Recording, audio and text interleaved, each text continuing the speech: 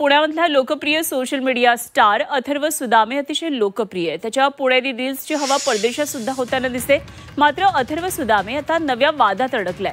सणांबाबतच्या एका रीलवरून अथर्व सुदामे वादात अडकलाय। या व्हिडिओवर सोशल मीडियातून आता टीकेची झोड सुरू झाली आहे। तसंच अथर्वला एका जयसिंग मोहन या फेसबुक पेजवरून धमकी सुद्धा देण्यात आली आहे। या व्हिडिओचे परिणाम आयुष्यभर भोगावे लागतील अशी धमकी देण्यात आली आहे। वाद झाल्यानंतर अथर्व सुदामेनं तो व्हिडिओ डिलीट केलेला आहे। तसंच कुणाच्या भावना दुखावल्या असतील तर माफी मागतो असं स्पष्टीकरणही दिलं आहे।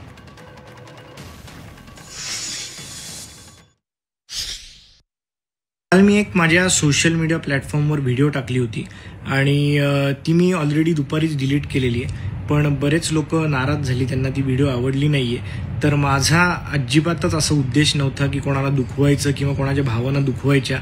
मी आत्तापर्यंत खूप व्हिडिओ असे केलेले आहेत जे की आपल्या हिंदू सणांवर आहेत, मराठी संस्कृतीवर आहेत, मराठी भाषेवर आहेत। म्हणजे मला वाटत नाही माझ्या एवढ्या कुठल्या सोशल मीडिया क्रिएटरनी आपल्या या सणांवर संस्कृतीवर व्हिडिओ केलेत। त्यामुळे माझ्या मनात अजिबातच असं कुठला उद्देश नव्हता की कोणाला दुखवावं किंवा काय।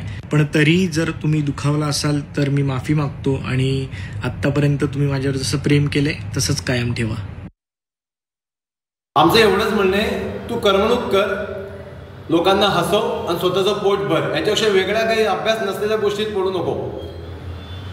दुधात टाकलेली साखर हे साखरेचं काम करते का विषाचं काम करते? हे गेली 700-800 वर्ष हिंदू भोगतोय, हिंदूंनी भोगलेलं आहे।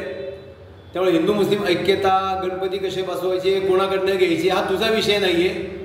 तू त्याच्यामध्ये लक्ष देऊ नको। हिंदूंना कळतं कोणाकडनं काय घ्यायचं, कधी घ्यायचं आणि कसं घ्यायचं ते। तू तुझा फक्त करमणुकीचा धंदा कर आणि तेवढ्यापुरता तुझ्या सीमा मर्यादित ठेव।